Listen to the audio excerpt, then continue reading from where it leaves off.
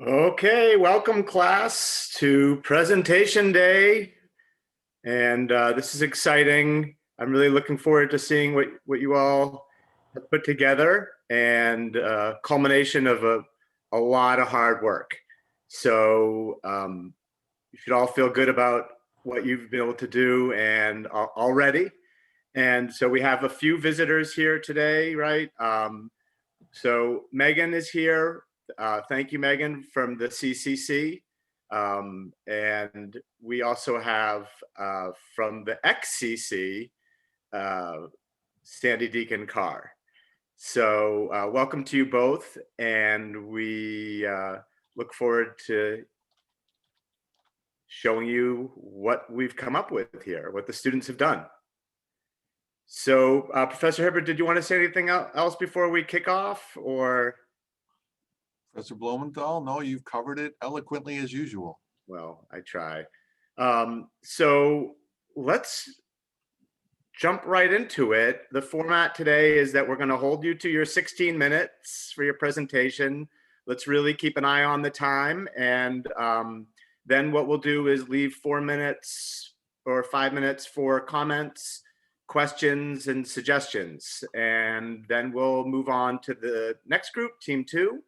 Then we'll take a 10-minute break and we'll come back for the second 2 teams consecutively.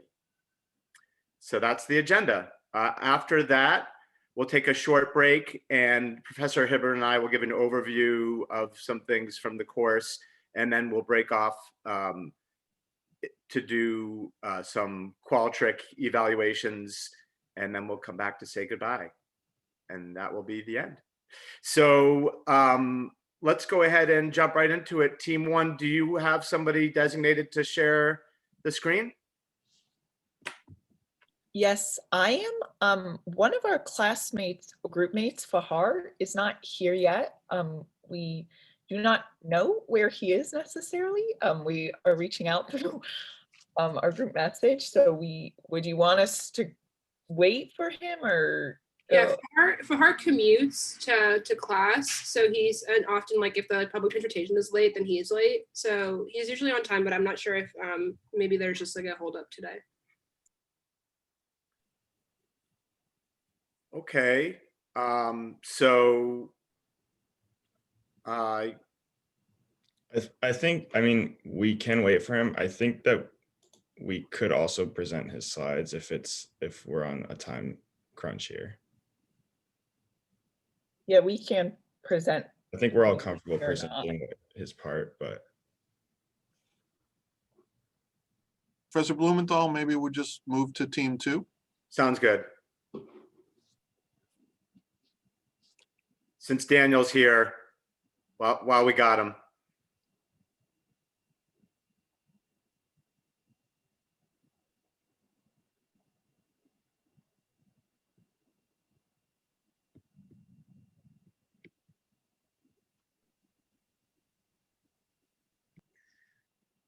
Okay, so Paige, do you want to share the presentation slides, or do you want somebody else to do it?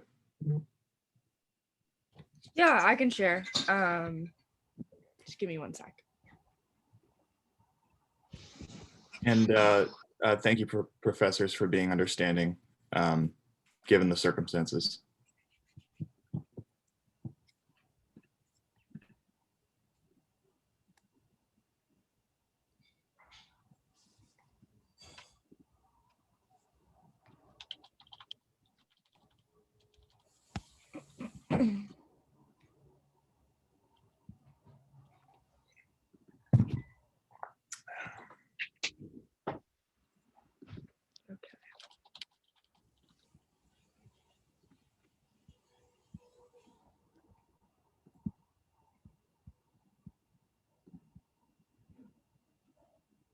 Sorry, it's just loading.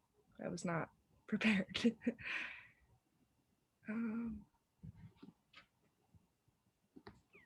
If you all can put your team numbers in front of your names, I think that would be nice.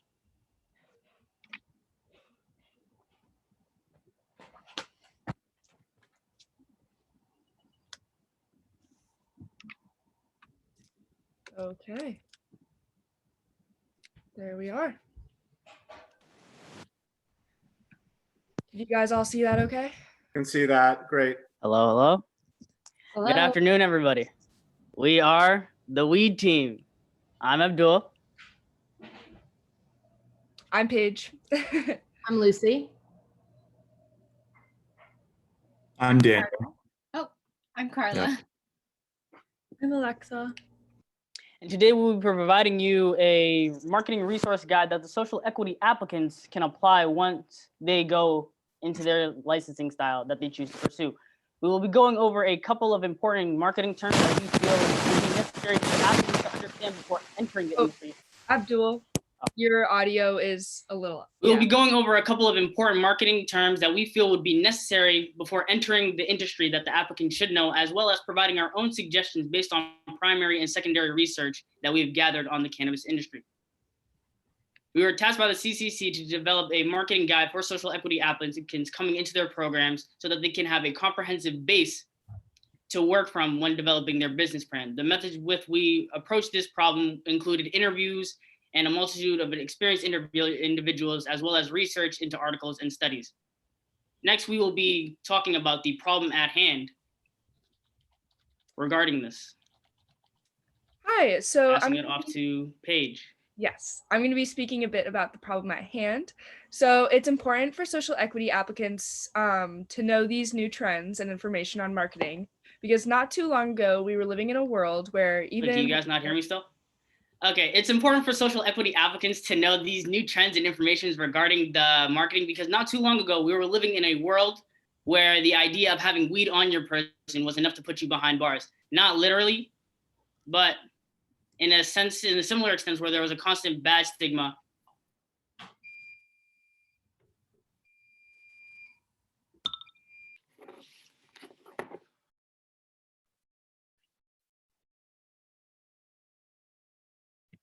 Everything okay, guys?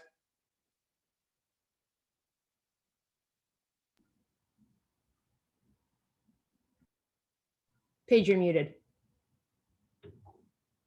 Oh, I think Abdul's audio may have cut out. And we had a bit of a miscommunication there. Sorry, I just don't think we were ready to present first. I think we were planning on just— I'm so sorry, there was a miscommunication. My volume wasn't correct on my computer, so I was just, my bad. All right, just pick up where you guys left off on this slide. Abdul, would you like to continue? Yes. So a disproportionate amount of Black and brown individuals, as well as other individuals carrying marijuana, were also incarcerated for the possession of it. And when it was actually promoting the narrative and racial prejudice amongst the communities of America. As a social equity advocate, it is important to understand the background information regarding this, as we are seeing a resurgence in the industry, which a much wider demographic that is interested in. I will now be passing it off to Lucy, who will be telling more about the customer demographic. Hi, so I'll be talking about consumers and a little bit about the age breakdown, but also about archetype breakdown. So first, let's talk about the target consumer, because you can't have a market without the consumer. From this data, we can see that both the medical and recreational sectors, millennials are dominating the market. Millennials are marketed to best in 3 ways. First is sharing social values. In connecting your business to identify with the cause, you can appeal to millennials who 50% claim they would be more likely to buy from a business supporting a cause that they share a value with. Next is social media. Well, yes, advertising on social media is a good idea. 47% of millennials actually use social media to complain about a product or service. Using social media to engage and see problems in your business will appeal heavily to millennials. Finally is having knowledgeable bud tenders. 4 in 10 millennial customers say that good bud tenders will close the deal, but that's not the only way to make your business successful. Of course, marketing towards a specific age group is one route, but that's just an arbitrary breakdown. How to best break down your customer base is by cannabis consumer archetype. The picture of the stigmatized stoner with long hair and tie-dye shirt is no longer the cannabis consumer norm. Cannabis consumer archetypes have much more breadth and variety to them than this misconception. There are 9 archetypes that are split into 4 main consumption categories: very frequent consumption, frequent, infrequent, and very infrequent. In the very frequent consumption, there's savvy connoisseurs, contemporary lifestylers, and legacy lifestylers. In frequent consumption, there's modern medicinals, engaged explorers, and classic smokers. In infrequent consumption, there's holistic healers and social nibblers. In very infrequent consumption, there's aching dabblers and infrequent partakers. The infrequent partakers consume very infrequent, but almost always together in a large group. It counts for the largest group. Adding in the classic smokers, the day-to-day consumers, 31% of the market is now dominated by the average Joe who's not very well versed in cannabis vernacular and technicalities like terpenes and THC content. Based on our research and who we've spoken to, people in both of those categories appreciate user friendliness. An infrequent partaker consumer that we interviewed said, "I really appreciate the order ahead because I feel less like I shouldn't be there." She talks about experiencing something called imposter syndrome. This young woman's take says that when she's entering a dispensary, that she feels like she shouldn't be there. Yes, the cannabis connoisseur exists, but they're only 8% of the market, the savvy connoisseur. In order to capitalize on the entire market is to make it as user-friendly, as approachable as possible. Every archetype will respond positively to user friendliness. If a business uses this approach, they target all archetypes, not just the millennial market. Now Alexa will be talking about segmentation. Alexa? Thanks, Lucy. So segmentation is basically understanding the consumer to allow for increased specific marketing approaches. So now that we've established the target consumer, which is obviously a large millennial base, segmentation comes into play where we will further divide the target market into subgroups that are more specific. Market segmentation is important in order to implement marketing strategies, easily target the consumer, and gain an edge over a dispensary's competitors. The 4 categories we can divide a target market is geography, demographics, psychographics, and behaviorally. So now let's look at segmentation in dispensaries. So for dispensaries, we found that it was more relevant to divide based on psychographics and behavior. Here are some sample segments we proposed for dispensaries. One is new users of cannabis who are curious and are just looking to try weed for the first time. A potential strategy we can do is doing content marketing, where a dispensary can write a blog post specifically targeted for new users of cannabis about recommended cannabis products for newbies. Another segment is loyal consumers of the dispensary, to which a strategy could be creating loyalty programs for cannabis products that would incentivize the consumer to come back for more. The other 2 could be medical cannabis users and customers that are mission and value oriented.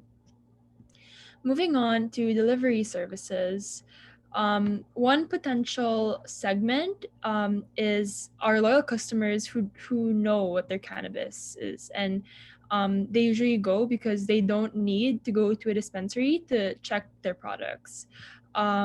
Secondly, another target segment are consumers who live far away from a dispensary, and thus they just have to have their cannabis delivered.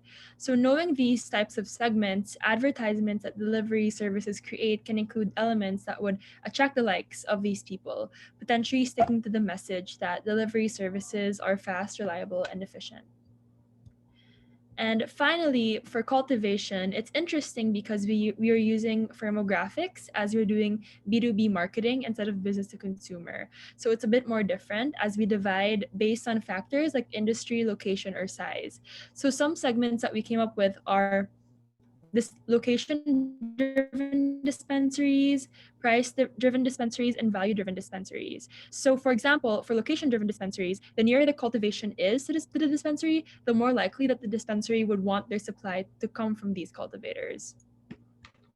And so now I'm passing it on to Dan for legality issues. Yeah, hi. So now that we know what the market looks like in the cannabis industry, I think it's important that we address some of the key regulations for marketing cannabis. So there's an extensive list of permitted and prohibited practices defined by Massachusetts general law and by the CCC pertaining to advertising marijuana or marijuana products. Some key permitted practices are that marijuana enterprises are allowed to develop a brand and logo for their business, so long that it does not include pictures of marijuana, colloquial references, or paraphernalia that might appeal to anyone under than 21.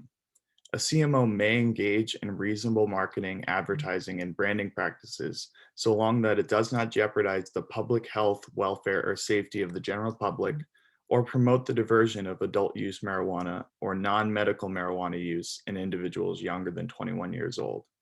Any advertisement must include the phrase, "Please consume responsibly," and must include at least 2 of the defined consumer warnings in their entirety in a conspicuous manner on the face. Prohibited practices: the target audience for any advertising, branding, or marketing must be at least 85% 21 years of age or older. Advertising must not involve anyone under 21, and endorsements must not appeal to anyone younger than 21. So now that we're going to move on to some key regulations for delivery.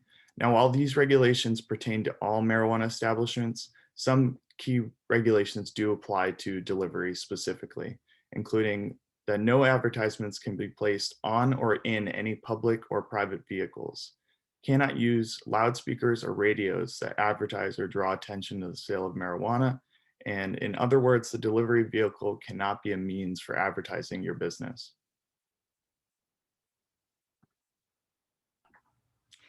In a general overview, we're going to go over some of the key definitions and aspects of marketing that need to be understood before diving in deeper to the specificities taken in certain markets.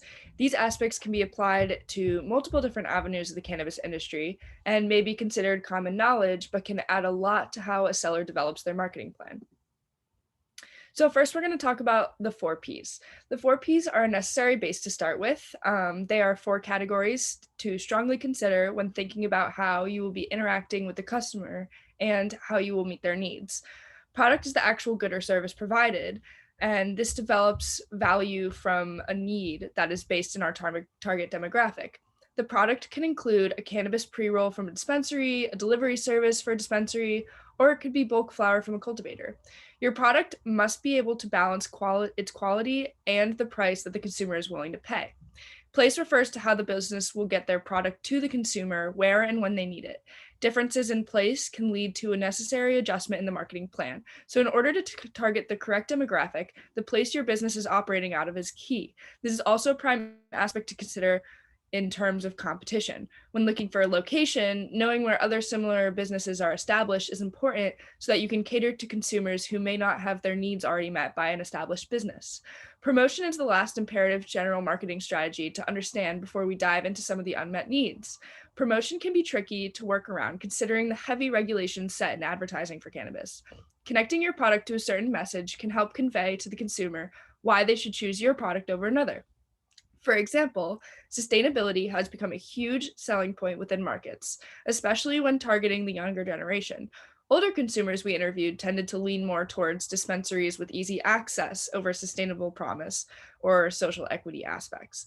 In consideration to this, promoting your product is equally as important to promoting your cause or mission. Now we will be discussing unmet needs. Abdul? Expanding further on the unmet needs, they present the benefits of the product to the consumer. Unmet needs are high value services or products desired by the consumer or client, but not given to them by the service or provider. Knowing what the unmet needs of your targeted audience is essential because it not only can you get feedback on what the audience considers valuable, it also provides an opportunity to evaluate what the customer needs from your business. Common ways that you can gauge unmet needs are through marketing surveys. Surveys can come in a form, multiple forms, whether physical through means of mailing survey forms or feedback cards when they come to your business, or electronically through your business website, email, SMS, or through telephone calls. It is good to have multiple ways of collecting information and gathering it because certain demographics may not be accessible by only one means. Overall, performing surveys is a good way of implementing, because it is said for asking customer input is good for services, causing them to develop a level of support with establishment, and then they may cause them to frequent that establishment. Next, we will be talking on marketing-based businesses and classifications.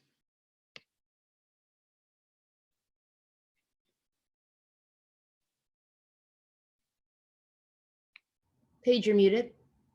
So as we mentioned earlier, product to price balance is one of the most vital tipping points for whether or not a consumer would consider going to a specific dispensary over another, especially if there was a sacrifice that had to be made. For instance, if one had to drive further to reach a dispensary, the value and quality of the product would be the most important part to them. Our consumer interviewees all said that they would choose a dispensary with a wider variety of options and higher quality cannabis. In parallel to this, our social equity applicant interviewees also mentioned that if they were to target their brand towards something, it would be that they have the most widespread and highest quality cannabis. For the equity applicants, they said a widespread variety would be the most valuable to them, as it enables them to reach a larger target audience. Some people claim that they would choose a dispensary with a background of social equity or progressive action, but ultimately it comes down to the quality level. Of course, this can change based on the consumer, as older consumers may prioritize proximity over quality, but this can be adjusted in a marketing plan based on location of the store. When taking this into consideration, we can start to specify what the target consumer for your business would look like and how to appeal to them. An example of what this might look like in our next slide, where Carla will be talking about dispensaries on social media. In social media, cannabis businesses are not allowed to directly sell their products on their social media pages. Most often, they include their direct website as a link in their biography. Most dispensaries in the industry today can be classified under two focuses, communal versus corporate. The screenshots on the slide are the latest posts of the Instagram pages of Pure Oasis, a locally owned dispensary, and Sunnyside, a chain native to Illinois with the closest location in Fall River, Massachusetts. The corporate focus tends to adjust the advertising for the products themselves, much less than the communal focus. A marketing angle common to the corporate focus is the health angle. This angle distances itself from the history of cannabis by presenting its products as health aids and is less likely to stray from visual theme than communal focuses. The communal focus addresses the history of cannabis for consumers. It's an emphasis on fun and the joys of communal smoking. It also presents products similarly to the way that alcohol is presented. Common marketing angle to the communal focus is the weekend lounge angle. It breaks up product posts with humorous means that that smoke can relate to, or content relevant to the local area of the dispensary. Keep in mind, certain legal parameters must be adhered to. Dan? Yeah, so additionally, many social media platforms will ban any pages that openly advocate for or advertise the sale of marijuana through the social media page. Social media pages should stay clean, limit their audience to users over 21 years old, and should direct customers to the business website. Now, Carla will cover cultivation. Cultivators seem to alternate between choosing to advertise their businesses based on showcasing the hard work that goes between growing commercial cannabis and showing the high quality of their crops. Transparent pages are not typically picky about the quality or professionalism of the shots they post to Instagram. These pages tend to show the reality of farming cannabis. The post can be about bud picking hauls or the workers smoking the flower they pick. This style is successful because it appeals to the emotions of the consumers. Cultivating is hard work and passionate workers yield passionate bud.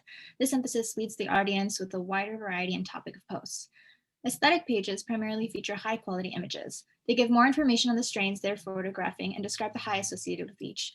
This style of cultivation marketing tends to keep the focus on keeping cannabis professional while giving cannabis consumers the information they want. Aesthetically focused pages are less likely to stray from their collective visual theme. In respect to cultivation, the marketing aspects are similar to dispensaries, but rather than targeting the consumers of dispensaries, cultivation targets the dispensary businesses themselves. Cultivators do tend to stay more in the background as they're solely looking to sell their flower to businesses with which they can do what they please. Alexa will now touch on delivery. So for marketing for delivery services, we established earlier that the common target segments are loyal cannabis users or customers who have personal or geographic reasons from going to a dispensary. So shifting to the 4 Ps to focus on delivery service, for price, you could say that delivery prices are charging a premium because of its convenience and the added costs of delivery itself. For product, aside from purchasing just the cannabis itself, what the customer is really paying for is the luxury of the delivery service. And for place, obviously there's no physical location, so the medium is an online website or app where customers can place their orders. And that is our presentation. Thank you for listening. Great. You can unshare. Round of applause, standing O. Okay. So thank you very much for your presentation. I have a few comments and questions, but a lot of that was really provocative, and I appreciate that. So just wanted to check in, and Megan, if you have any comments or suggestions or questions, feel free to chime in. So the first thing I was wondering, and this kind of goes back to looking at the slide that Lucy was discussing about the different demographics. And for me, it raised the question, for that heavy smoker demographic, right? The classic smoker. Yeah, right. So that's the bulk of the sales are going to that demographic, percentage-wise of all the sales, because they're buying the most. And you were focusing instead on maybe a different area and luring in people that were a little more hesitant. And you talked about things like, making it welcoming for first time, and I think that makes a lot of sense, and I appreciate that. But I'm wondering, what are some ways that experienced smokers tend to be already in the illicit market, right? If they were habitual cannabis consumers, they were probably purchasing it outside the legalized structure already. And so how do we get those more experienced, that demographic? What are some techniques to compete with the illicit market, right? Because obviously it's cheaper. So did you see anything in the equity space specifically that could appeal to that demographic? Yeah, so something that would appeal to people that are already buying in the illicit market are these other things. This, if your price is good, if your quality is better, and people from who we've spoken to, people are more likely to transfer to the legal market over the illicit market because they don't really want to be doing illegal activities. It is risky. It's not like they're not aware that they are like, yes, of course it is cheaper, but also it's not legal. So people are willing to switch over if we can get them to if we're also advertising to them with things like a social cause, your price is good, your quality is better, et cetera. So all of those things do help transfer the classic smoker into the legal market. Yeah, I can also touch on that actually. I think in specifics, the quality and the variety are two very important things. I know some people we spoke to about buying off of the illicit market and more towards the legal side definitely were more of a fan of being able to choose which strains they wanted, because it's more difficult to get exactly what you're looking for. But when you go to a dispensary and you have an actual interaction with someone who works in that industry, they can walk you through what strain, especially for people looking for any sort of medical assistance. If they're looking for a very specific feeling that they'd like, someone who works at a dispensary can walk them through that much better than, say, a dealer can from the illicit market, who's just looking to sell you a more expensive product versus something that could actually be catered to what you'd like.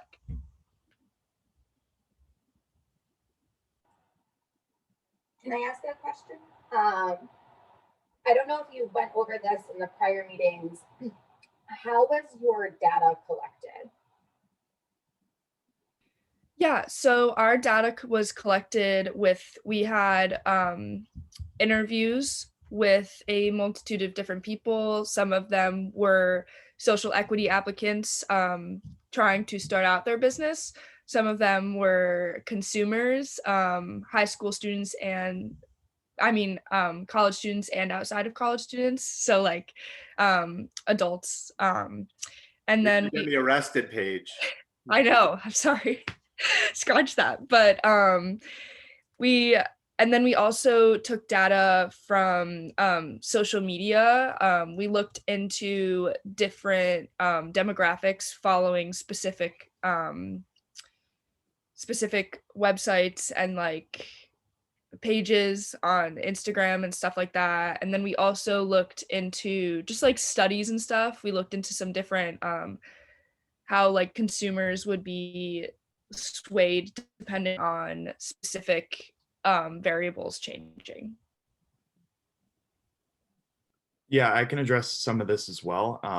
Some of the research that we did was in consumer demographics. And while we do need more data on the cannabis industry in general, because it's pretty new in Massachusetts, there's some pretty helpful data on websites like FlowHub, and there are different researchers that are addressing how users are using cannabis, what are their age groups, what are some of the identifiers that might help businesses identify who are their main consumer demographics. So we use that as well, and that was really helpful. As well, finally, we also used the New Frontier data. There was this company, New Frontier, and they collect data on cannabis consumer types. The archetype research came from them, and a lot of other things about who is consuming cannabis, at what rate, who's transferring to the legal market, all those types of things. So we got a lot of our data from them as well. They have a big research report that comes out every year. So our data is from the 2021 data.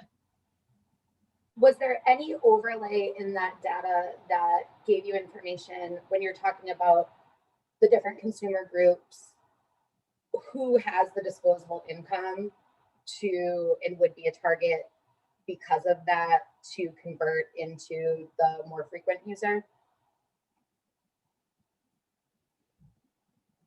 Can you repeat that in like a different way? I'm sorry, I'm not. So I'm thinking when we're talking to the social equity participants, if they're trying to hone in on what market they want to, of course they want to try to get everybody, but they're gonna, have a focused marketing campaign.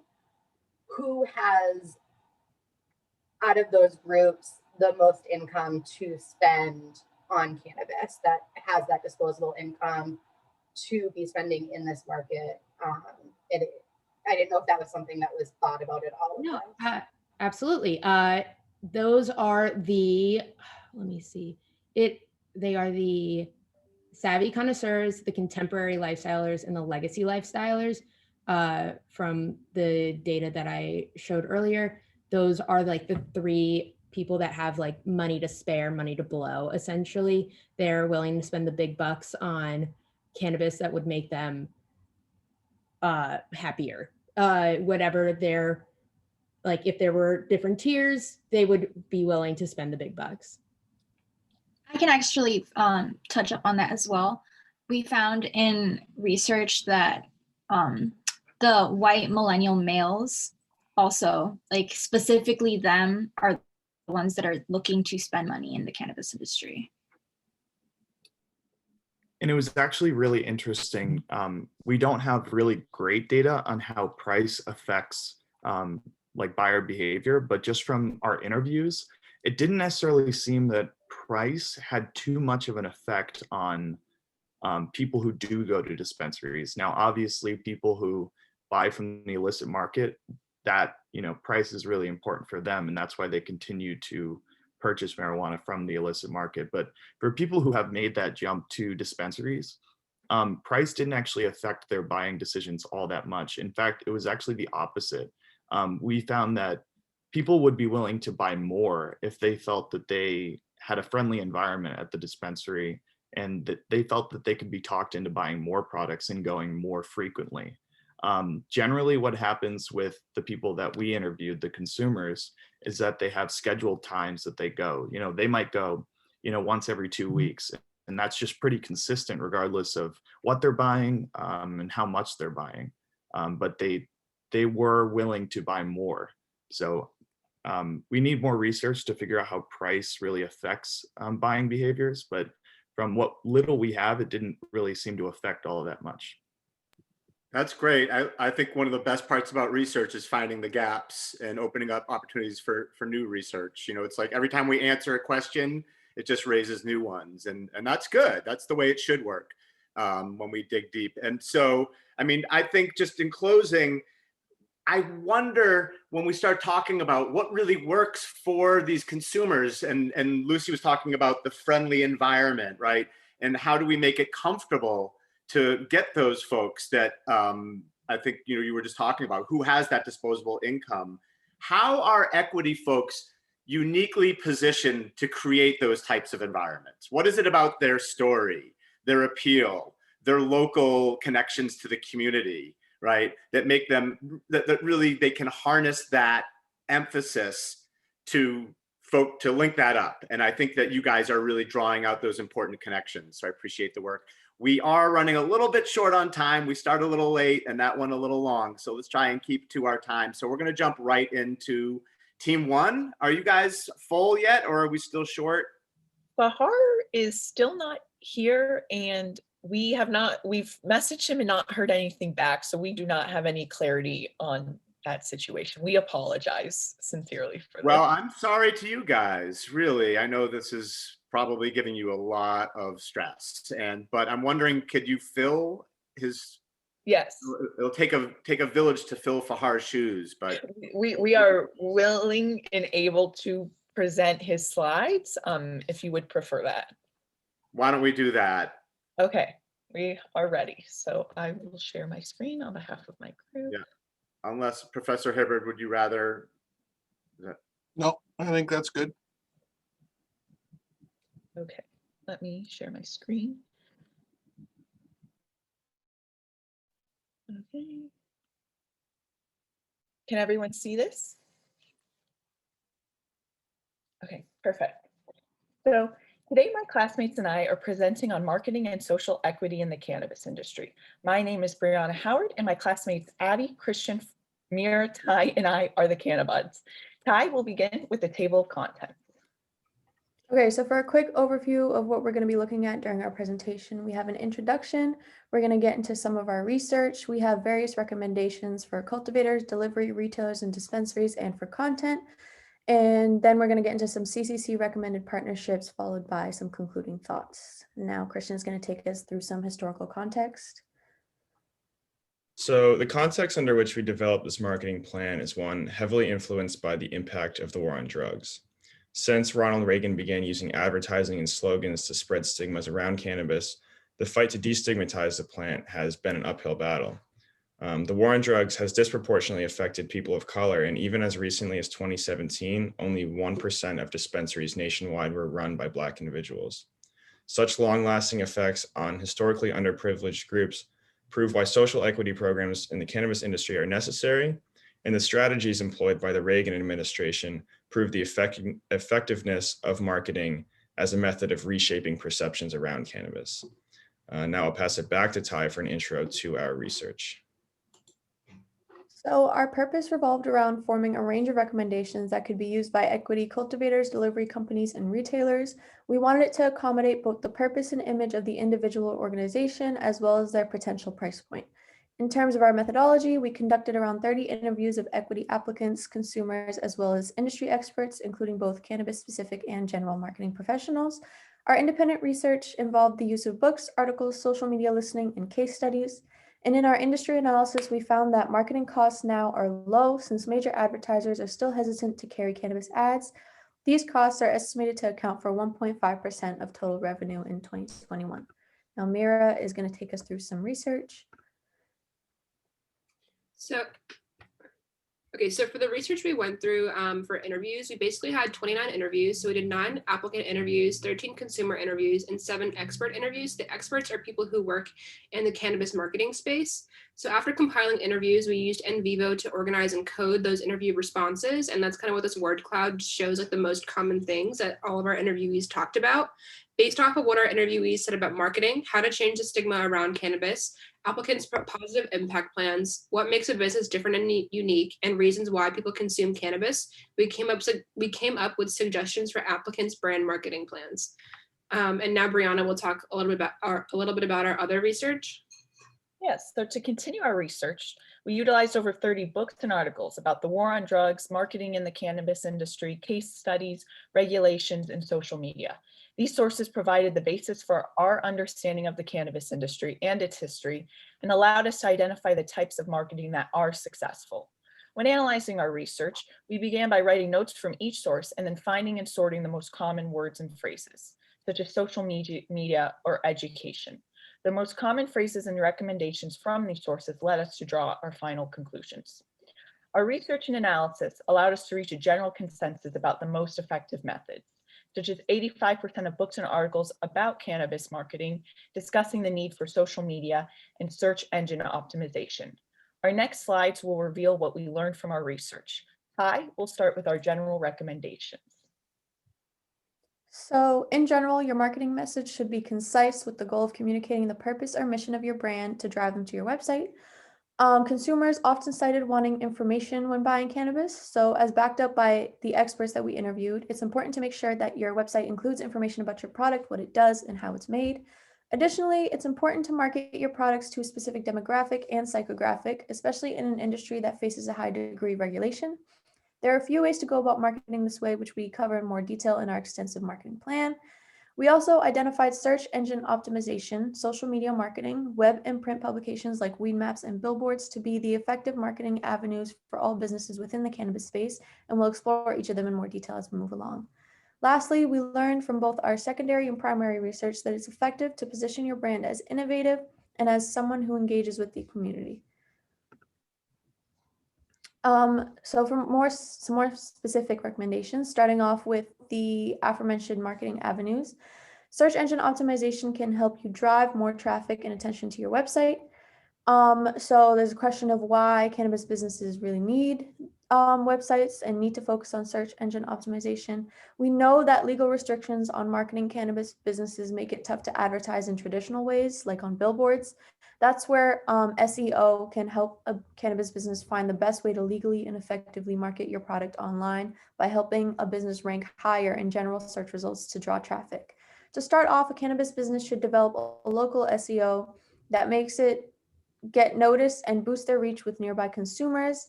Now, there are three main SEO strategies that cater success specifically towards cannabis websites. There's link building, which is the process of getting other websites to link pages on your website by creating something notable to help them rank higher in Google search results. There's on-page SEO, which is the practice of optimizing individual web pages in order to rank higher. And lastly, adding expert blog content that aids your link building and on-page SEO. We understand that paid SEO plans are expensive, as mentioned above, and the number one complaint we got from applicants in our interviews was lack of finance. Therefore, one of our recommendations, which Mira will talk about later, is partnering up with marketing agencies that are willing to do pro bono work. Now, Addie will talk more about social media marketing. Yeah, moving on to some more advertising avenues that you can take. Social media in general, make sure to have all of your bio information up to date with things like your website. There's not a one size fits all in terms of content, but we recommend you use a variety of content to create a dynamic social media page. Consistency is key, and keeping up an active presence on each application and responding to comments and messages so as to create a loyal audience is really important. Furthermore, a general rule of thumb for crafting pages that perform well is to find the most popular hashtags and create really interesting and diverse posts with lots of different content. By utilizing social media platforms to craft a brand and an image, this will help to distinguish your business. Additionally, it will help to utilize the advertising aspects that social media provides and get the best marketing experience out of the platforms. And on the side, you can see we recorded what makes each app unique. Moving on to print and web publications for your business.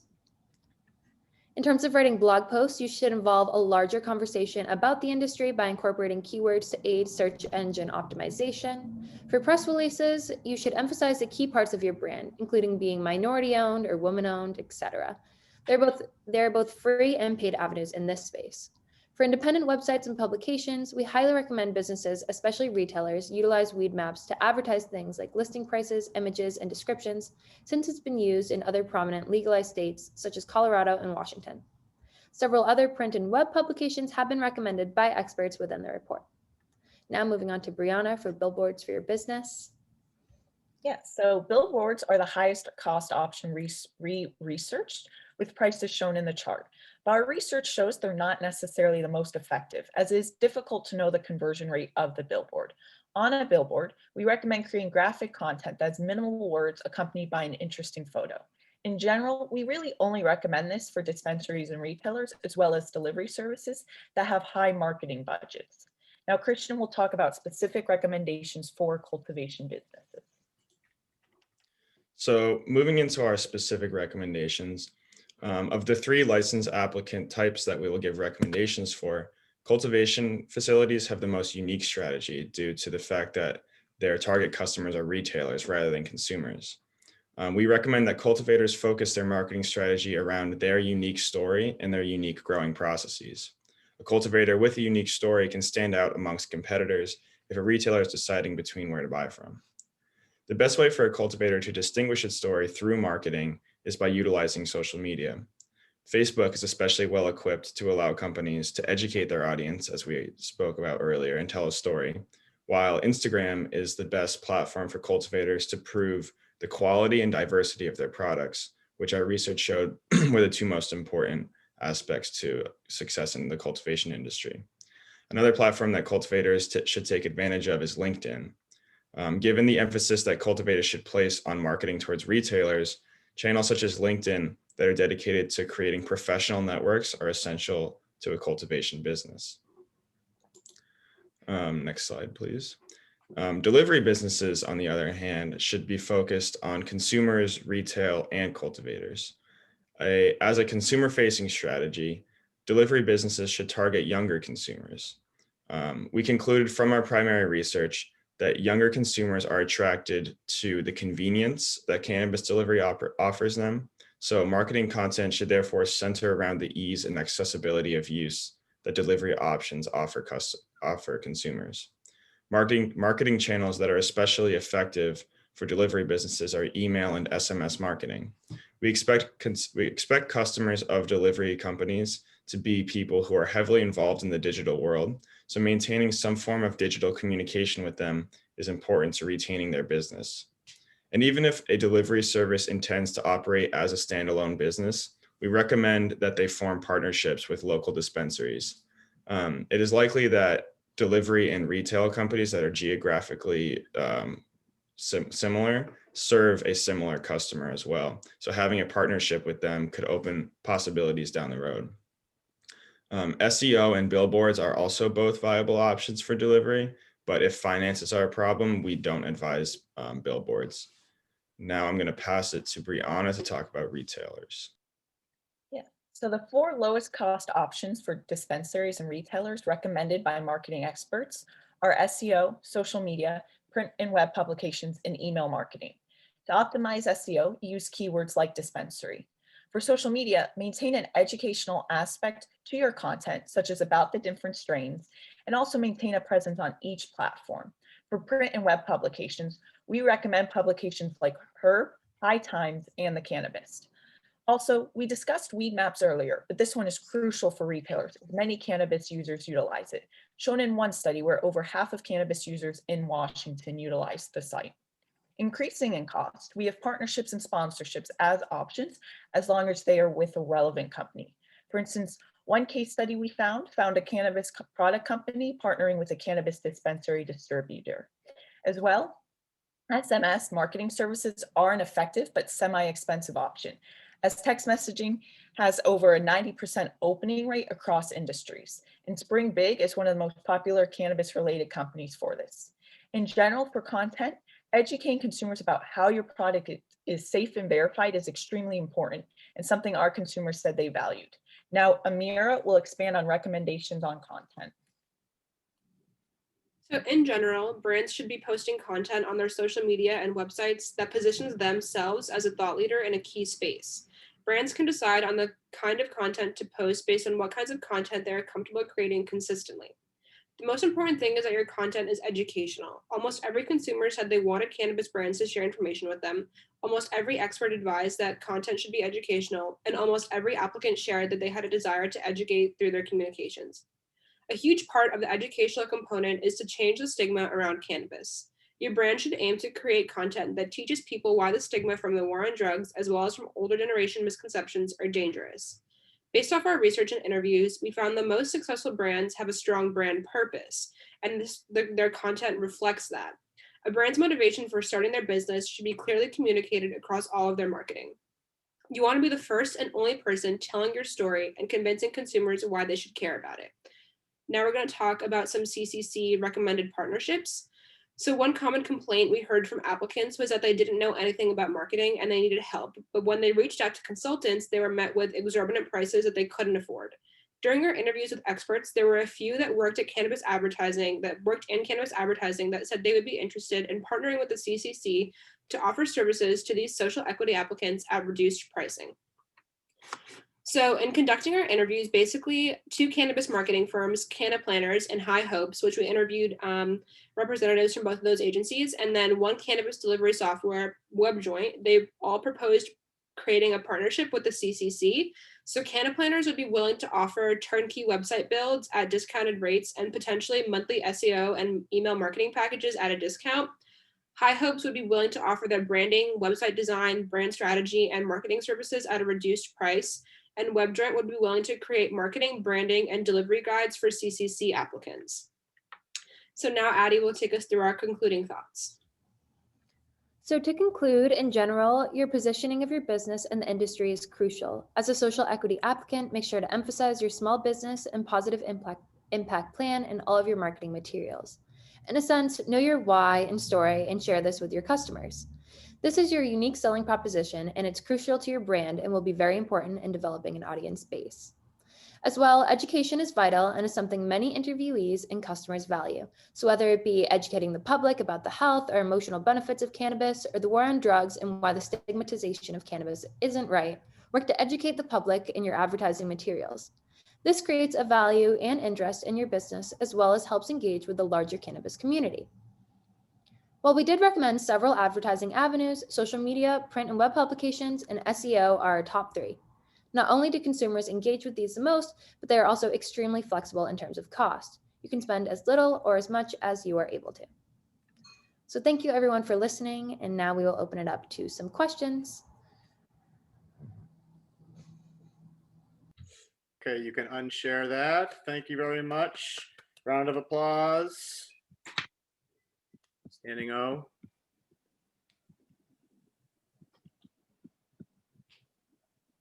Great. Okay. And on time too. So I appreciate that presentation, and you guys covered a lot of ground, but I thought that you also gave us a little taste of some of the details and left us wanting more. So I look forward to reading the project and seeing, some of the more details that bring up to the top.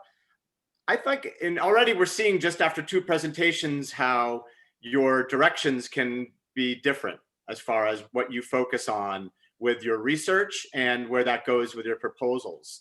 I thought that your team was focused much more on reaching out and less maybe on how the business can actually operate in order to create public relations or to attract people.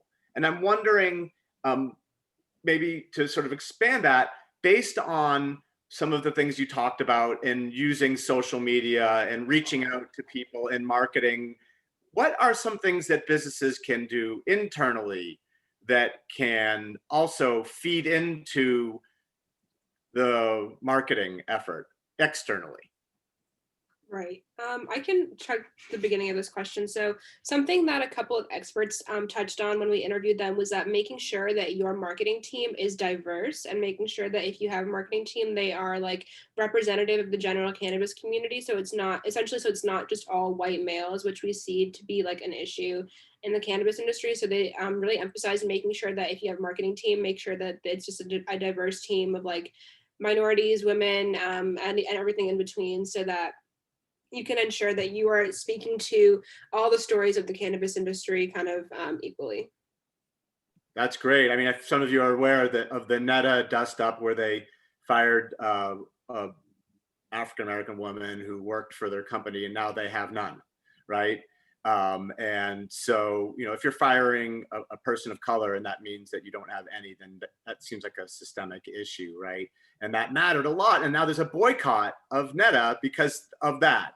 And that's not good PR generally. You don't want people boycotting your business. So that's a great suggestion there. Any other questions or comments? I really appreciate the suggestions that you all had with the partnerships with Canna Planners, High Hopes, and Web Joint. So I'm excited to read more into that information. The one thing I did have a question about is I didn't see anything about, like, when you're talking about growers marketing to dispensaries, was there any thought around in-person kind of cold calling or direct business to business sales in that way? Yes. So a lot of our research given just the research, the time that we've been doing this, a lot of the interviews have been virtual, of course, and a lot of the themes that we've talked about have been virtual. So a few people have in interviews mentioned the importance of like trade shows, conferences, things like that, to get those in person, more direct lines of communication. So cold calling was not something that came up as much, but we have explored other forms of communication. It's just given the time and the limitations that the whole industry is facing at the moment, it was less of an emphasis in our research. And going off what Christian was saying, yeah, cold calling didn't necessarily come up, but when we recommended in our presentation LinkedIn, there are specific groups we write about in our report where you can join as a cultivator, and other cultivators join, and it creates a community of professionals. And of course, through LinkedIn, you can direct message and such, which does allow for more one-on-one communication, and especially relevant now with COVID, that it can still be done virtually. Thank you. All right, great. Well, so I think maybe what we'll do now, and Professor Hibbert, I think this is our plan. I don't know if we need to audible, but we're going to take a 10-minute break. And then we'll come back on the second half and do team 3 and team 4. Sound good? All right, great job so far, guys.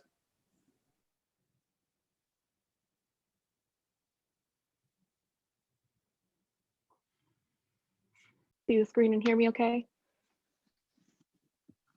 Everything good?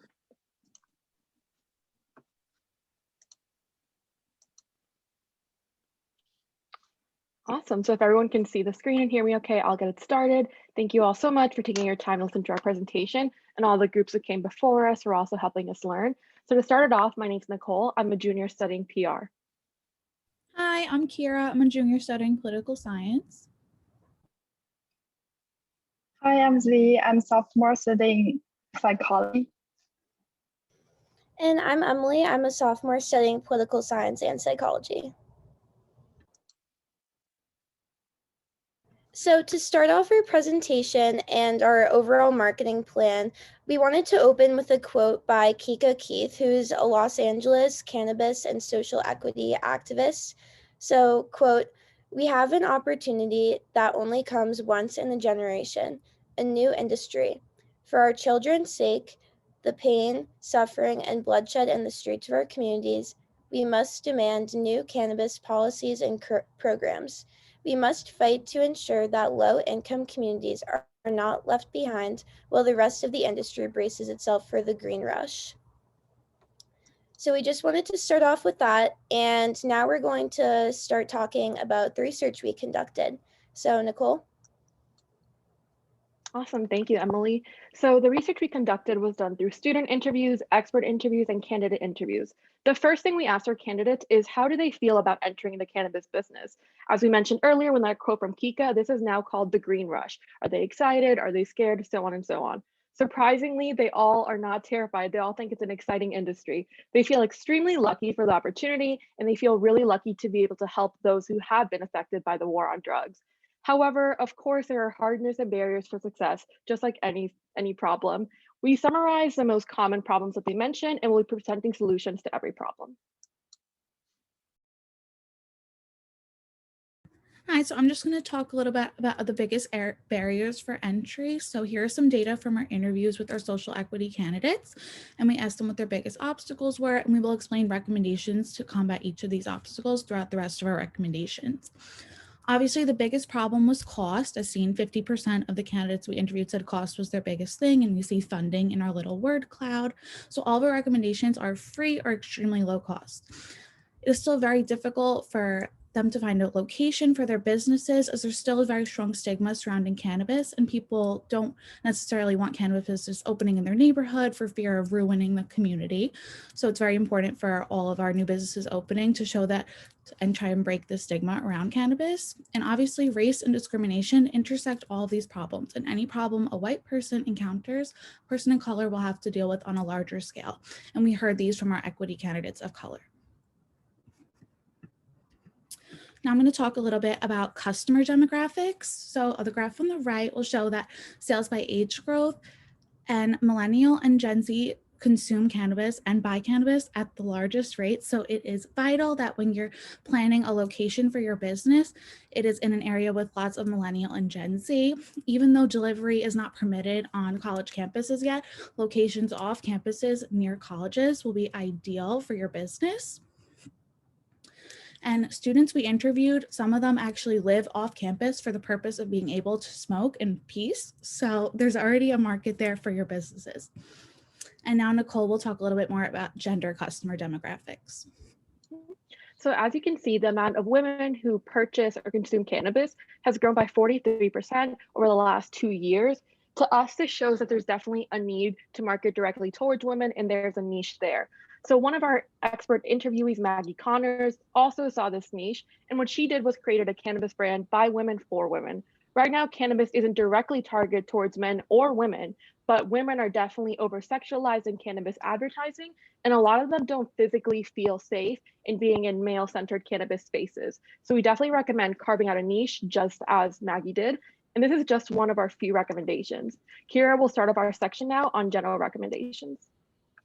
So firstly, for all cannabis businesses, we are strongly recommending that there's diversity in all levels of your business. It's important to advertise your positive impact on the community, and a great way to do that is by creating jobs for people of color and people who are directly affected by the drug war. But not only should the faces on the ground level of your business be people of color, but also your owner and CEO, as Seth talked about before, highlighting the NETA problem. Your CEOs and faculty higher up should be diverse. Before buying cannabis, people do research on the businesses they buy from, especially if they're coming from buying from the illicit market. And our research shows that if your business was built from the ground up by a diverse group of people, people are more likely to support that business. Now, Emily will talk a little bit more about general recommendations. So I'm going to be talking about the positive impact plan that social equity candidates are required to implement. And we have a lot of recommendations for these. The first one, which I think is probably the most important in ending the stigma surrounding cannabis, is general drug education. This is probably the biggest step that social equity candidates can take to ending the stigma surrounding cannabis. They can do this by increasing education in schools and just general information to the community, not only about cannabis, but also about the war on drugs. And then secondly, we have voting registration drives.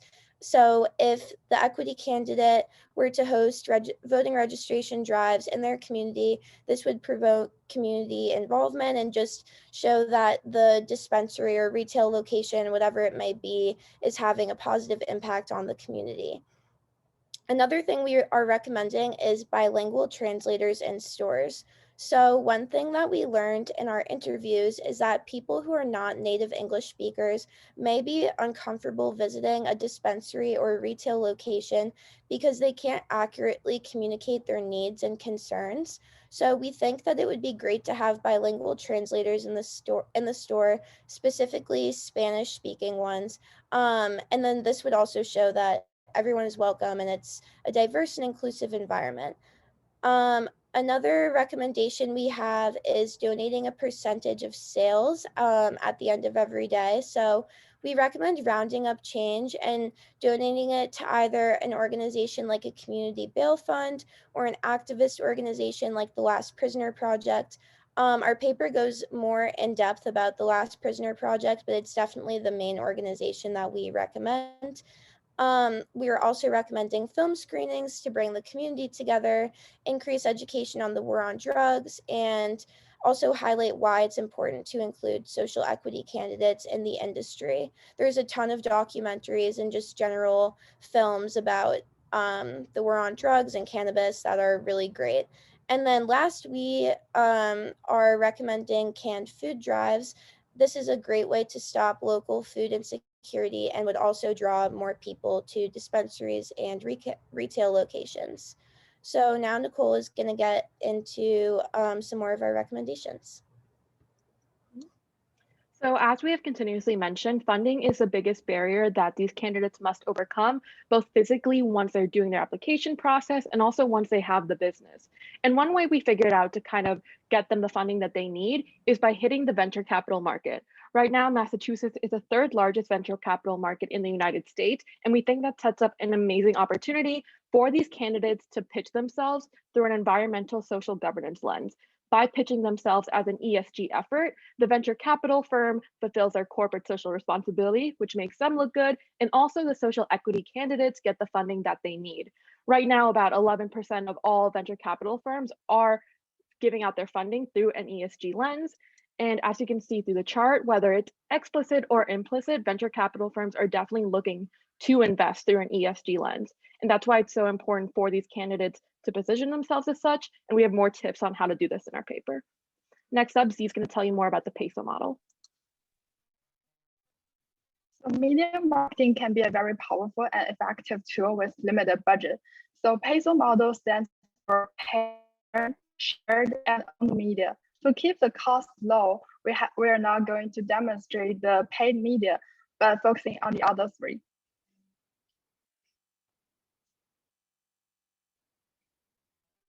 Our media mainly focuses on the journalism articles and the influence of the word of mouth. It's always a good idea to keep in contact with the journalists to increase the company's exposure by having them writing some articles about the business initiatives and the targets. Quoting from Simon Sinek's TED Talk, he said that people don't buy what you do, they buy what you do. So the story behind the business is core and the specialty of the company. As more people learn it, the reputation builds up. To increase the influence of word of mouth, we can learn from the California company East. At the beginning of their business, there are a lot of law restrictions. So they use referral groups and ambassadors to increase popularity. And they have t-shirts that print with the East logo. So when you're walking on the street and wearing the t-shirt, people learn it. So having some peripheral products allows more people to know you.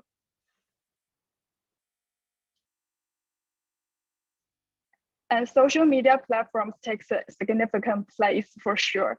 The most commonly used one now are Instagram, Facebook, Twitter, and TikTok.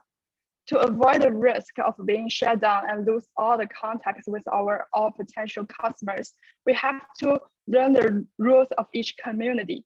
These platforms do not allow advertisement for cannabis sales and enterprise. So it's better to have content-based posts for announcements and education. Each platform has different focuses and characteristics, so the marketers need to differentiate the post by learning the audience preferences specifically. For example, Instagram is more picture focused and TikTok is more about the videos. So they should make efforts to draw visual attention since They have less space for the words. The post be more about the general knowledge of histories of war on drugs or some data about social equity group. While on Twitter or on Facebook, they can post announcements to keep the customers more updated and more hardcore knowledge that can be explained by graphs. And one of the functions of public relation is to create and maintain the company image to the public. So the platforms help people to attain that goal. People can market on their social equity identity or hashtag the important events to draw awareness from people who haven't paid much attention on this before. For example, the seat in Jamaica Plains, they invited new mayor, our first female Black mayor in their grand opening ceremony. So it's kind of a combination of the minority of Black people and the social equity group. And Nicole is going to talk more about owned media. So another extremely low cost way to market a business is through owned media. Something we found during our research is that for cannabis businesses, websites are extremely crucial because people don't want to just walk into a store, order delivery completely blind. So the main thing that we were looking forward to is search engine optimization. Now, this can be a very costly process, or it can become extremely inexpensive by starting up a company blog. A company blog is a way to show authority, credibility, and also just to educate the public, which for demographics such as senior citizens, the main thing they're looking for is education. And on our plan, we found that 50% of companies that have a company blog draw a lot more customers than companies that don't have a company blog. Next up, Emily's going to go into our specific recommendations. Thank you, Nicole. So I'm going to move into talking about our recommendations for delivery services. So one of the biggest things that we learned from our research this far is that the advertising and marketing of cannabis needs to be relatively discreet, as we just talked about with the social media. This is due to the fact that cannabis is still federally illegal, and also just that many people are opposed to the idea of dispensaries opening in their neighborhoods and normalizing cannabis use. So oftentimes, if someone's going to be ordering cannabis to be delivered to their home, they might not want people to know that they're in fact getting cannabis delivered. So we think having it be discreet is really important. Another thing that we think is really important is having it be reliable, trackable, and accountable. This was showed to us in our student interviews. So basically, this means that the people want to know, like, if the driver is verified, where the cannabis is at all times, and like when it will be delivered to them. So we recommend using an app for this, which Nicole is going to get into in just a minute with some partnerships we're recommending. And then the other thing that we are recommending is incentive and loyalty programs. So a lot of places, just general businesses, will have referral codes or like promo codes. Like if you use this code, then you'll get $5 off your next order or something like that. So this will incentivize people to use the delivery platform and also just to refer new customers. So we think this is a really great way to expand the customer reach. And Nicole's going to get into some more recommendations. So something we really learned through all our interviews with both experts and candidates is that two of their biggest problems are lack of funding and also lack of marketing knowledge. For them, this is something that they started out of passion. They don't really have any business knowledge to fall back on. We actually had the pleasure of interviewing a woman who taught herself computer science and how to code just to make her own delivery application. And obviously that took hundreds of hours, and we don't think anyone should have to do that. So as an alternative, we're proposing partnerships with both WebJoint and Lantern. WebJoint is a cannabis delivery software based in California, but they're expanding into Massachusetts. And the best thing about WebJoint is their geofencing and GPS driver tracking capabilities. That means the CCC, the customer, the owner, and the driver know exactly. So that goes back to our recommendation of it being accurate and reliable. And WebJoint also offers marketing expertise. On their website, they have hundreds of specific guides of cannabis in the time of COVID, how to do delivery, so on and so on. And next is Lantern. If you're in the Boston area, I'm sure you've seen advertising for Lantern on every trash can and tea stop basically ever. Lantern is a delivery app that delivers cannabis in all forms directly to your door. Right now, they're just doing medical marijuana, but they hope to expand into recreational soon. And besides that, they also offer partnerships for branding and even for cultivation. Up next, Kira will kick us off with our final recommendations. Hi, so I'm going to finish off the presentation by talking about our specific dispensary recommendations. So the first thing we highly recommend all of our equity candidates do is to emphasize the ownership of their business. It's really amazing that this is a business built by a social equity candidate, and advertise it. This is a Black-owned business. This is a person of color-owned business. Buying from this business helps support the drug war, whether it's with pins, advertising. All that advertising is legal, and it should be branded on your dispensary. Another recommendation for us is curb appeal. So studies show that people are nervous of dispensaries having outlandish looks, looking like lots of paraphernalia, looking like a smoke shop with bongs in the window and such. So your dispensary does not have to look like that. It could look very classy. It could, like other dispensaries are already looking, where they actually add to the look of a community. And that's what we want your businesses to look like. It's also very important that your dispensaries and your bud tenders are all very knowledgeable and know the product. Since dispensaries are a new thing and it's an exciting thing and people want to go to them sometimes just out of curiosity, they might be first-time users and have no knowledge of cannabis whatsoever. So it's important that after a small conversation between customer and bud tender, your bud tender can recommend them something that they'll really love and want to come back for. And then also, it's very important to cultivate relationships with your clients. Since marketing and advertising has to be somewhat discreet, many people find out about your dispensary through word of mouth. Building a loyal clientele will bring in friends and family, and your customer base will grow. And then obviously the final goal is to just have a successful dispensary that people know helps the community and that they keep returning to. And that's all. Okay, great. Thank you so much. Unshare your screen. Thank you very much. A round of applause. Standing okay, very good. Thank you for that. So, I mean, I just had one thing quickly. You said about partnering with Lantern for delivery, but right now delivery is reserved for equity only. I'm not sure how long that's for. So I guess Lantern would be desperate to partner with equity folks. Mhm. They don't have a space. Yeah, I think it's for 3 years. Someone can correct me if I'm wrong, but they're definitely trying to get that. Again, if you're anywhere on campus, it's on every trash can that they're looking to add delivery. So my hope is that they're going to specifically, for the next 3 years, seek out the social equity candidates. Cool. Great.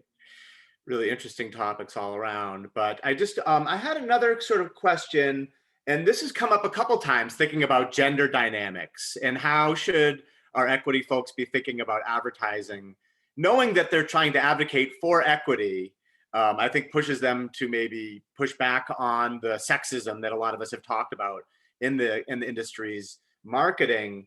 But there's two ways. It seemed like the first group said, men do most of the smoking. That's your target audience. That's how you want to think about your, I don't want to put words in your mouth, but it seemed like you were saying, you know, go where the going is good. Like, this is your target audience. You know, men are the primary consumers of cannabis. But you seem to be saying that we should be thinking about a different demographic, right? And some of you have mentioned different ways to do that. But this raises this question that maybe you can answer. Is the female demographic limited? What are the limits? Or is it do you see those limits as a potential boom? So I'm wondering, is there like a ceiling on this, or do you feel like there's a way that you could break through where women could be equal to men when it comes to cannabis consumption?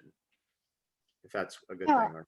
I think this question really my memory about one of my interview with a female candidates, and she told me that she saw that a lot of advertisements about the cannabis or the cigarettes, they do not have specific targets, whether it's a male or a female, but there's no specific product that really targets the females actually can do the smoking, can have the cannabis, and can have a lot of they have the same ability to do this, and they have the same. There should be there should not be the sexism upon those products. So she told me that she really wants to do some high-end products for the females only, and that can be, I think probably it's because the stereotypes for the females, so that people will ignore this part of the population. And so if we focus more on these customers, and we can find the market is actually very large for the females, and we can also do more educations about the benefits from using the cannabis. Like some people will use it before the sleep, and it really helps them to relax. And the small amount, the small dose can really help people. So I think that helps us to maximize our demographics rather than just focusing on one part of the population. Thank you. I also just wanted to add on real quickly. We talk about this a little bit more in our paper, but we kind of had recommendations for our dispensaries to sell like bundles, and there could be like different bundles for different types of people. And one of them we were thinking was like a period bundle, or like something that's really geared towards women that they'll like. Anything pink, you can kind of upcharge for color, and women will buy it. I would go somewhere and get a pink joint rather than a regular one, just for the aesthetic of it. I appreciate your honesty. So,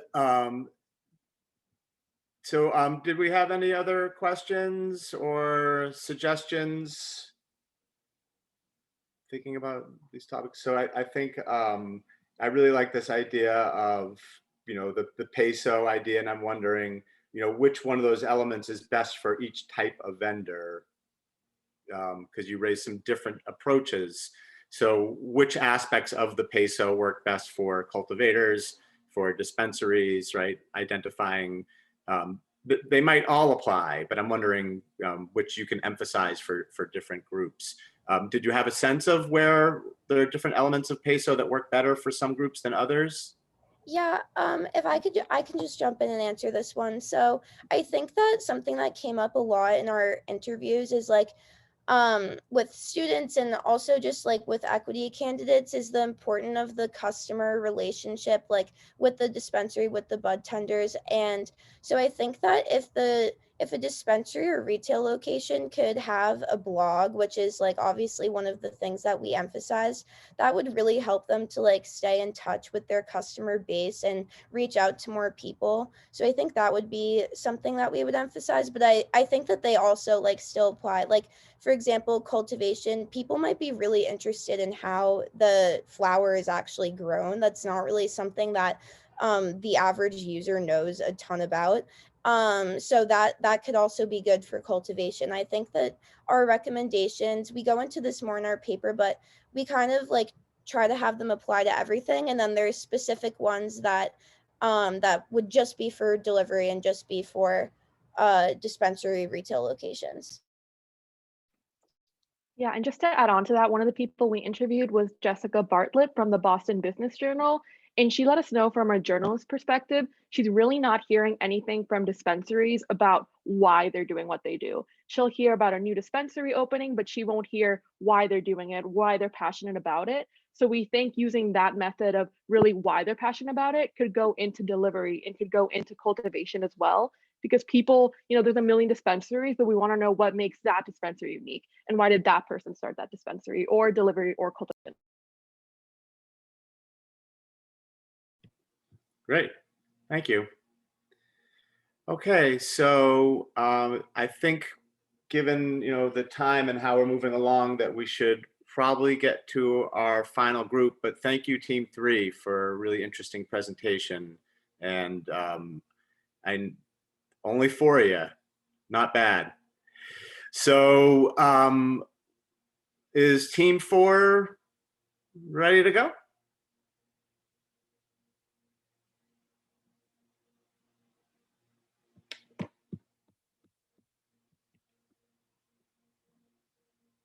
Before we get started, is there anybody who cannot see our screen or hear me speaking? All right, perfect. Working Good great. morning, everybody. And thank you for taking the time out of your day to listen to our presentation. And also thank you to the presenters who came before us.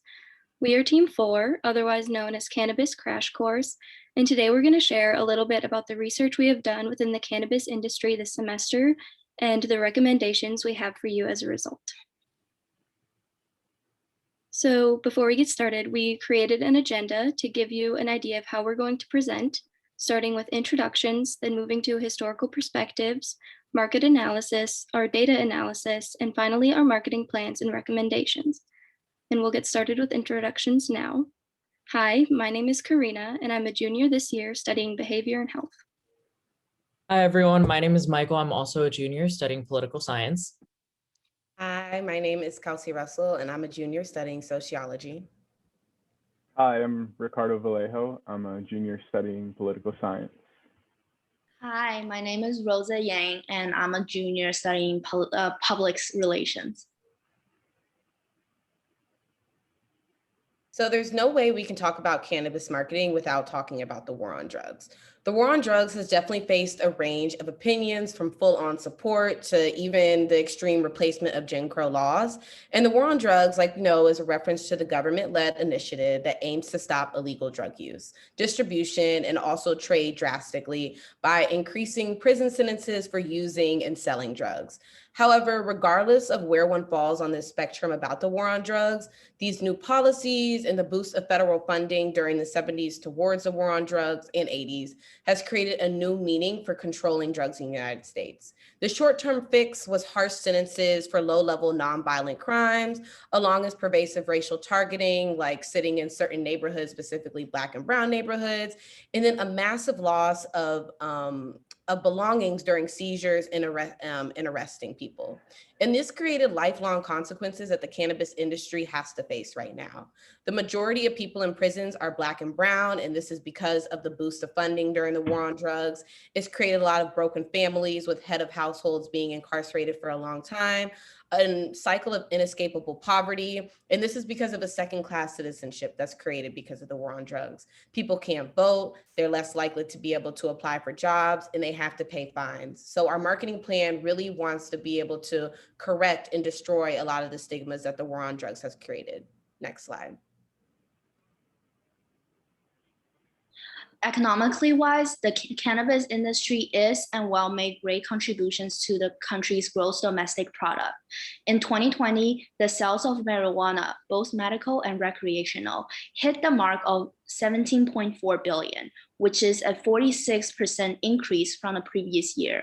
Moreover, according to Cowen analyst Vivian Azer, the cannabis industry will generate 85 billion sales in 2030.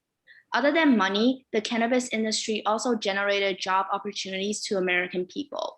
In 2019, the US cannabis market created about 340,000 jobs devoted to related work from cultivation to commercialization, according to the New Frontier data. Next slide, please. So now we're moving on to the primary research that we conducted. In this case, it was interviews. So we interviewed experts, equity candidates, and some of our peers at this university. And from each one, we learned something very different. From our experts, we learned mostly about marketing budgets, licensing and renting fees, and compliance regulation budgets, anything from getting that first license to complying to security regulations with body cameras, or any other regulations at all legally, we found from our experts and we included in our budgets. From our equity candidates, we learned a lot about destigmatization through education, an interest in family and community businesses and more support from the local community that these businesses are in, and a need for more cultivators in the industry. From our peers, we learned a lot about the want of a personalized customer service, more education on the products that each business has, and price transparency from cannabis industries. And next, I'll pass it on to Ricardo to talk about our social media listening. Okay, so to learn a little bit more about how cannabis is currently being marketed in social media, we did a social media listening analysis where we looked at 12 different social media accounts for cannabis businesses. And what we found were here in this word cloud is like the larger words obviously are the more prevalent words that came up. Some things that we found were that these businesses are attempting to really destigmatize cannabis through their social media outreach, as well as emphasizing a one-on-one interaction and really reaching out into the community and speaking to consumers about cannabis. So after we collected our primary research and secondary research, we realized we had to look at this as a tiered approach. And our first approach talks about dispensaries and really focusing on how small businesses matter. That is something that we've heard from all groups, that they want that personal connection. Also, indoor cultivation is something we'll be focusing on. And we kind of tied out this as personal matters. A lot of people who are in the cultivation industry said they had a really personal relationship with what they're growing, and we want to make sure we can bring that to light. Along with delivery, and we like to call this education at your doorstep. How can we use the new emerging delivery market to also deliver education to people? Next slide. Okay, so I'm just gonna highlight some of the themes before we get into the specifics of our marketing plan. So for dispensaries, we want to focus on creating perhaps family businesses and focusing on like a more familial perspective, as well as a personalized service. For indoor cultivation. With that one-on-one interaction, we want to focus on networking and networking events along with education. And for delivery as well, we want to focus on sustainability. Something that we heard a lot from our interview candidates was that they want to have packaging that is sustainable and eco-friendly, as well as education at your doorstep, as Kelsey said, and reaching out to those cannabis-shy customers in Massachusetts. As recent legalization, people are still a bit cannabis-shy in a way. Next. So since our research indicates that there is a strong interest among social equity applicants to open a dispensary with a communal feel and some purpose on cannabis destigmatization, therefore, our marketing focuses are creating a family-style dispensary and eliminating cannabis stigmatizations. As you can see on the graph, a small budget can afford a business to provide trivia cards that have interesting facts about the history of cannabis or just cannabis in general. They can be given out when a customer makes a purchase or when they are just down browsing. Moving up, the medium budget plan can afford a business to include up to 5 murals in the store as a part of their decorations. These murals will have educational image and words about cannabis history, facts about cannabis and or the cultivators on them. So anyone entering the store can look at them and learn about some aspects of the store and cannabis in general. Finally, on the top, a large budget can afford a business to build 2 to 3 waiting kiosks for the customers so they can socialize with each other if the store is too busy and there isn't enough staff. This budget also allows the stores to have about 5 to 10 interactive devices that can provide fun facts about the store, the selling products, and the history of cannabis. All of these strategies aim to provide the customers with educational knowledge and one-on-one personal services while they spend their time in the store, no matter if they make a purchase or not. Once they're satisfied and intrigued by the store, they will most likely to come back and eventually make a purchase. Next slide, please.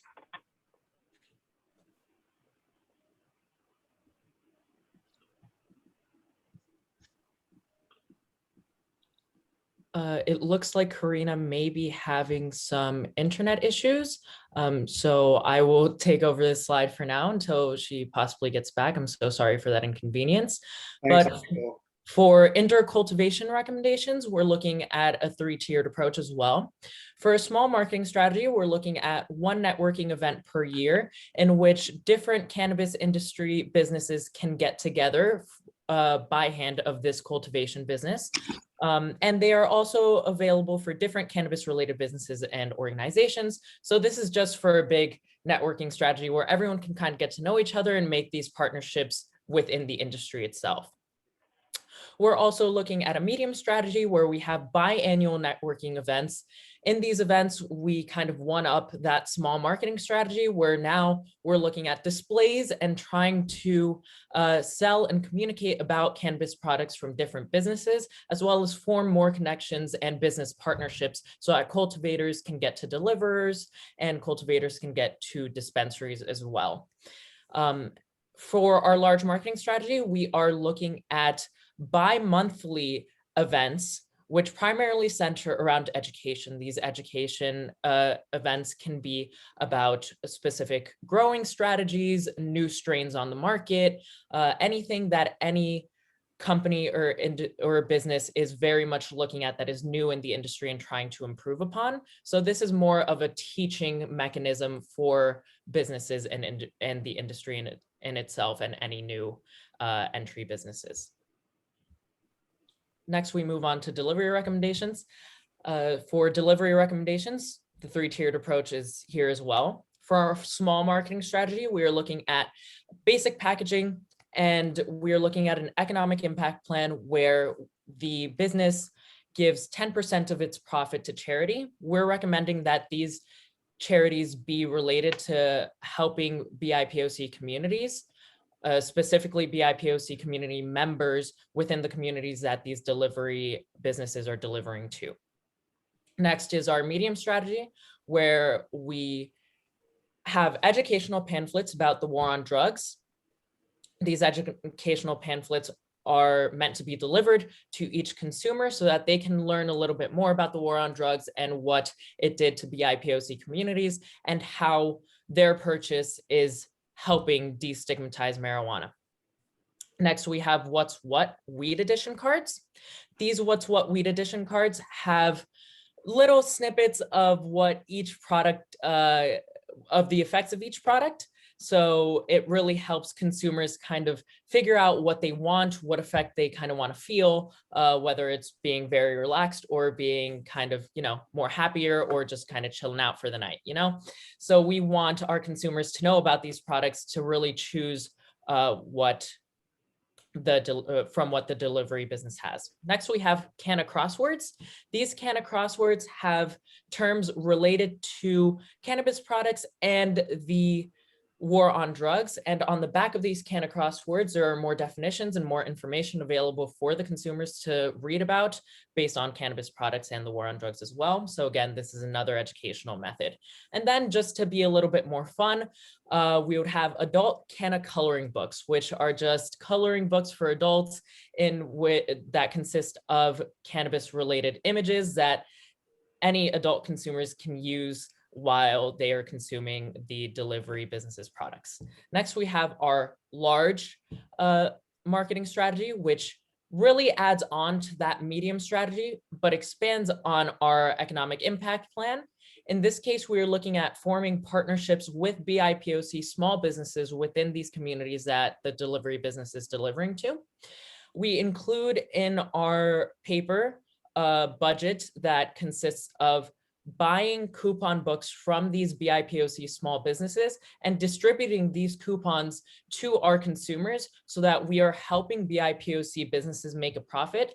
And we are also spreading word of BIPOC businesses.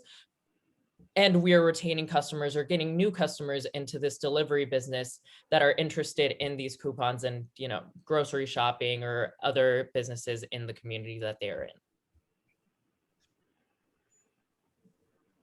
And to wrap up our presentation, we wanted to use this quote from Helen Keller: "The highest result of education is tolerance."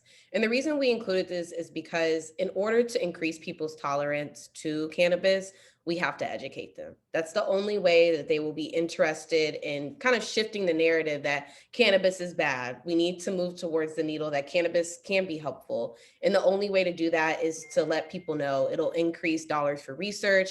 It'll increase people's comfort. So we just really like this quote to end the whole purpose of our project. And thank you so much. Round of applause. You can unshare that. Thank you very much. Let me get this off this.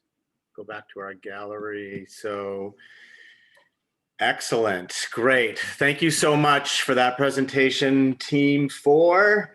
also known as the Cannabis crash course. Crash course. I guess that's pretty much describes what we're all doing here, right? For some of us. So really interesting stuff. And I like the consistency in this tiered approach. But for me, it raised the question, is it simply an issue for the vendor based on their budget as far as how much money they want to spend? So no matter who you are, if you have tons of money, should you just go for the big budget approach? Or is there a way in which some of those approaches and strategies, that is the biggest budget necessarily for a specific audience?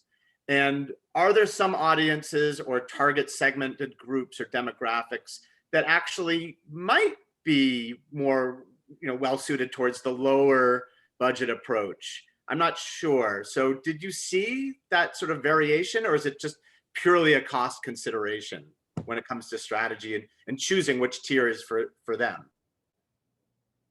What we're really looking at is cost consideration. What we found a lot from our expert interviews was that they were contributing to our knowledge by giving us budgets and telling us how they wanted their businesses to grow in a financial way and in a marketing aspect. And so the way that we established our tiers, our pyramids for each of our industry businesses was looking at the budgets that they gave us and the expenses that they gave us, and really taking that budget and making a range so that we can give these ideas to social equity applicants, in which here's a strategy that you can use when you don't have such a large budget and you're just starting out.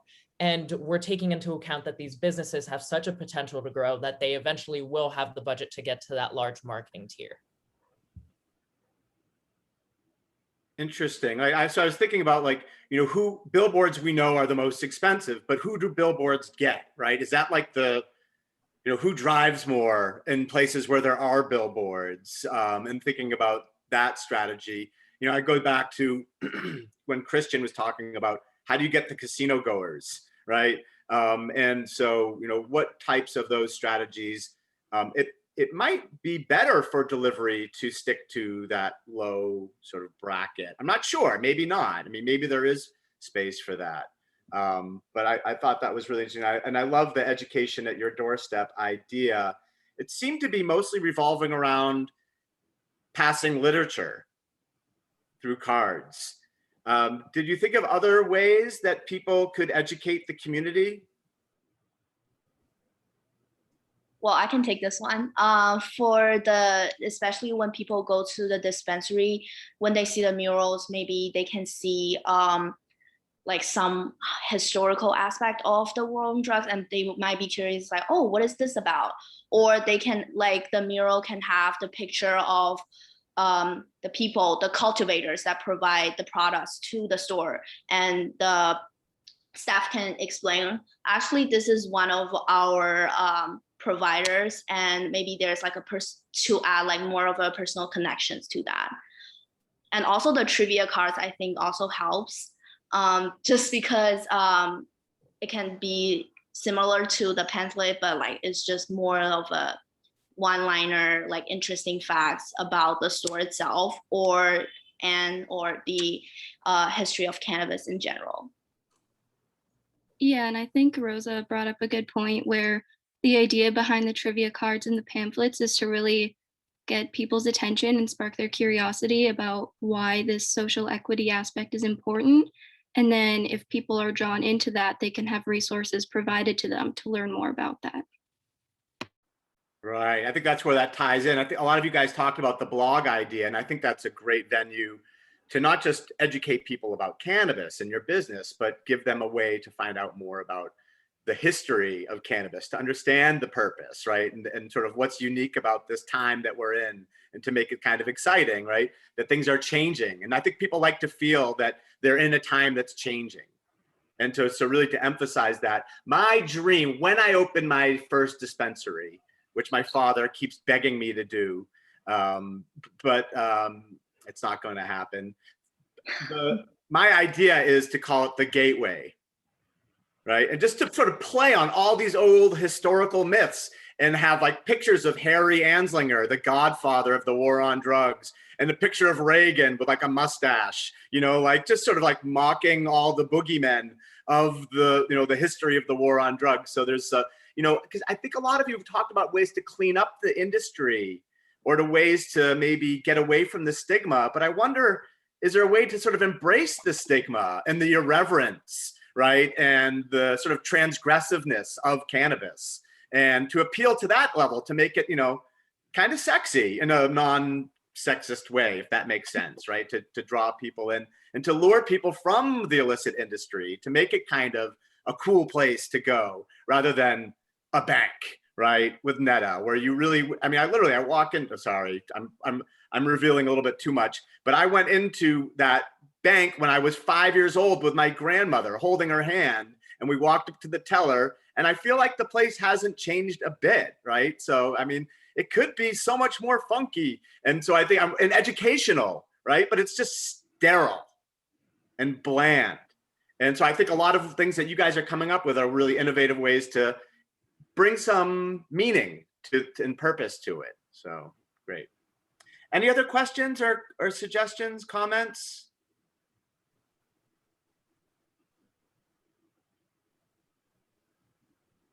All right. I really like that you all are really embracing the idea of educating consumers and the public. Even within the CCC, I'll say there's a lot of education to be had, as far as there's a lot of people who came into the organization for the role, not so much for that it's cannabis. So they don't have a big knowledge about what the plant is, what it does, how it grows, all of those things. So I think it's a really cool idea that you're really embracing educating people about the plant. And I think that would really resonate, especially when you're talking about SEP participants. Great. Thank Yeah, you. definitely. Yep. Sorry, did you want to comment? No, we're good. All right.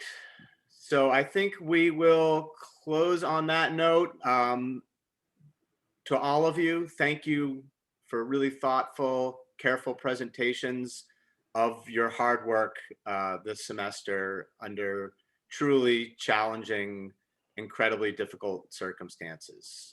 And I think this work holds up to any other semester. And to do it under these circumstances, you should be proud. And I'm proud of you. But Megan, thanks for checking in with us, and we'll make sure to send these as requested recordings to Alyssa, who we hope is back soon, definitely. And yeah, she was just so you all know, she was super bummed to have to miss this presentation. She's really excited that it can be recorded.